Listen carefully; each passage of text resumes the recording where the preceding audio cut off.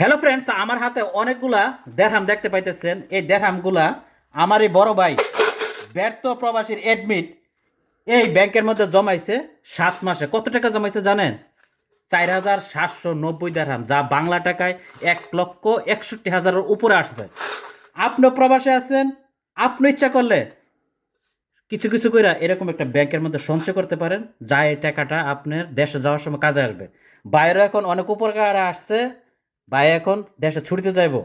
ভাই কিছু বলেন। যারা প্রবাসে আছেন, বেতনের কিছু অল্প অল্প করে জমান। কোনো মাসে বেতনের অর্ধেকটা জমাই দেন। বাড়ির যাওয়ার সময় টিকিট কাটতে পারবেন, কেনাকাটা করতে পারবেন। আমি এই টাকাতে এখন টিকিটও কাটবো, প্লাস কেনাকাটা শেষ করে ফেলবো ইনশাআল্লাহ। তার মানে আমার টিকিট এবং কেনাকাটার সম্পূর্ণ টাকা এটাতে হয়ে যাব। আমার আর এক্সট্রা এক টাকা লাগবে না। আপনিও করতে পারেন যদি প্রবাসী হয়ে থাকেন। ভালো থাকবেন।